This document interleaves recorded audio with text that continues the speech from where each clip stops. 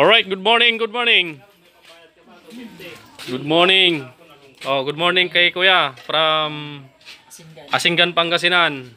At kay Kabro, Boss, Sir Kabro, General, Chief Hector Serante, shout out. Yung laging nagpapa-shout out nung nagla-live tayo mga bro. Ito yung motor niya.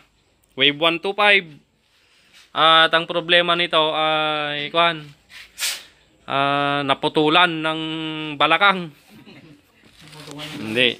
Ito mga bro, ang problema nito. Drain plug. Yung thread, na lost thread. Ayun o. Nabitak.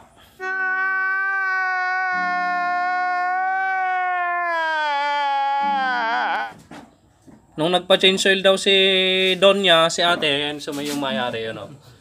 Nagpa-change oil iniwan daw niya dun sa mekaniko. Tapos nung nakuha na, nakita ni Kuya Hector, may tumutulo. Ayun na pala yung problema niya, yung drain plug. Basag. Yan. So, may tulo ang motor ni Kuya, pero yung makina niya, matahimik to. Tahimik yung makina, smooth. Yung driver walang tulo. Yung driver wala daw tulo. Talagang walang tulo yan. Alright. So, dadalhin lang natin to na ganito sa machine shop kung kaya. Para makatipid si Kuya Hector Serante. Kung kaya niyang build upan to, hihinangan niya tapos itredan niya ng bago. Para makatipid. Alright. So, ito naman yung motor ni Kuya. Ano pala pangalan mo, Kuya? Yeah, Alberto. Alberto. Si Kuya Alberto. Yun o. Kuya Alberto from Asinggan, Pangasinan. Drain lang natin yung langis nito tapos dadalhin natin sa machine shop. O, wala tayong push rod na gagawin ngayon. Puro de-timing chain naman ngayong araw na to. XRM 110 naman tong motor ni Kuya. Kumakain daw ng langis. Tapos, medyo may singaw yung elbow ng tambutso kasi bagong palit. Ayan. Bago yung tambutso niya, may singaw dito. O, ayusin natin. Babaklasin natin hanggang black. Cylinder head hanggang black. What is that? Utong? At pati kay Kwan. Napidalan to yan. Tagal kong pumila kay Kulot. 70 pesos. Kulit. O, pare Jeric. Pisa yan? Valve, valve cap. O, baklasin mo to. Black. Hanggang black. Black. Alright. Okay. So, dadalhin to natin sa machine shop kung kayang bibuild upan. At i-retread nilang nila. Sa standard pa rin. Try natin.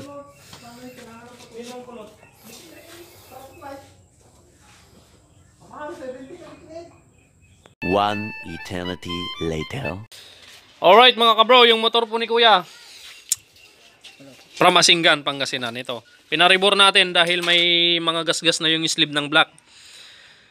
Yan, bagong rebor 0.25 ang ginamit po nating mga pyesa original. Original na ring, original na piston, at syempre original na valve seal. Bumili rin tayo ng timing chain, pinalitan na natin ng timing chain dahil yung kanyang black is may gasgas ng timing chain. At dito sa kanyang cylinder head, ay wala pala dito sa kanyang cylinder head. Ayun! Doon sa bandang itaas. Yun o. Yan. Gumagasgas na yung timing chain dito. Pati doon sa cylinder block may gasgas na rin. Pakita mo nga pare. Kaya pinalitan na rin natin. Baliktad. Hindi makita. Hindi makita. Sa kabila. Kabila. Baliktad. Yan o. Ay. Yun. Ayun o. Makikita yung guhit na dalawa yun. Oo. Gasgas ng timing chain. Kaya pinalitan na rin natin ng timing chain. Ang bilang ng timing chain na yan ay 90. Yan. 90T. Yung bilang ng timing chain. At ang inilagay natin na timing chain, syempre original. Original DID brand na timing chain ang binili natin. Yan. Alright. Yung mga roller niya, goods pa naman pare. Yung roller sa bahay black, okay pa. Malaki pa. Matabata. Okay. Alright. Yung makina ni Kuya Hector Serante, wala pa, hindi pa tapos dahil maraming nakapila. Ayan, maraming nakapila. Kaya babalikan natin mamayang after lunch. Okay? Update natin mamaya. A few moments later. Uwi lang ako sa Yun no, tapos na yung motor ni Kuya. Yan, start mo nga Kuya. Bagong rebor. Break in lang Kuya, takbong pogi. Takbong pogi. Kasing pogi ni Kagawad. Yun no. Yung daw sa mga dami, sa mga Team Ano? naggugupit. Tsaka, Team naggugupit. Oo. Sino ba? Kay Boss Soto. Bad Soto. Boss Soto. Big Soto. Galingan nyo pa, para lahat ng tao magpaparabid yan. Yun. Boss Soto, bigyan lang tita. Oh, tita. Dito, saka kay kuya. Ayun. Ninang. Shoutout kay Ninang, sabi mo. Shoutout Ninang, sabi mo. Soto, Nina. Ayun. Kay Ninong. Soto, kay Nino. Oh, kay Ninong ulit. Kay Nino. Ayun. Ayan po si Boss Hector Serante. At kay Boss From Soto, Karanglan, kay Nueva Ecija. Soto. Yan. Sa inyo nga. Alright. Ito na po yung motor ni Kuya. Oh. Smooth. Smooth na yung andar mga kabro.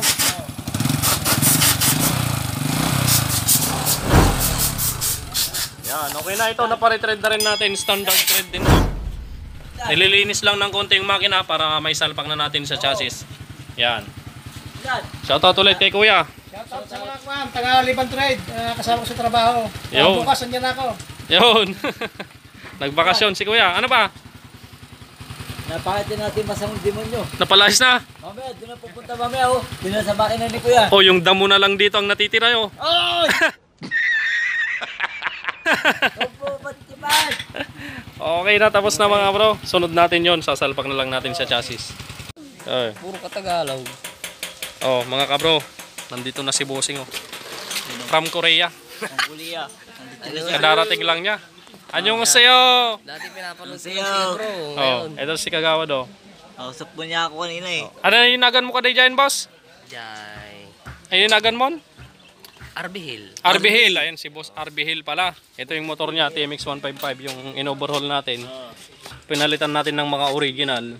Connecting rod, side bearing, rebore, timing gear. Yung timing gear yung mahal dito. Original. 5.4. Ayan. So, ayun na si Boss. Rebore 50 atan, Boss. Ayan, kukunin na nila Bossing RB Hill. From Villasis. From Villasis, galing Korea. Yan. At ngayon, nasa gilid ng tubuhan. Ayan o. Ano Kagawad? Kukunin na nila, boss, yung motor nila. Masasabi mo, kukunin na ni Boss RB Hill. O, saka, Huwag mong kakamayin, maduming kamay mo. Mag-bless ka na lang. Ay! Yan! Bless you. Kamay ko na pinalo mo pa eh. Ayos! Okay na mga bro, kukunin na ni Boss RB Hill yung motor niya. Thank you. Maraming salamat, Boss RB Hill. Ito, ibigay na nasa kaila. Oo. Oo, para may uwi na rin ang mayo. Alright. Alright. Ne, video pala. Sorry, sa prank. Oh, ulit. Oh, 1, 2, 3. Yun. Iyon, so ginabi na mga kabro si Kuya Boss Hector Serante. Ayan, tapos na natin yung kanyang motor. So bali, bibigyan natin siya ng sticker ni Kabro Mechanic. Yun, no? Ginabi sila dahil kaninang sinalpak namin yung makina niya is may tumutulo pa rin na langis. Yun pala, nasunog yung gasket sa bandang clutch side. Tapos may tulo pa rin kahit pinalitan namin ng gasket, kaya kapilitan namin siyang biniyak ang makina.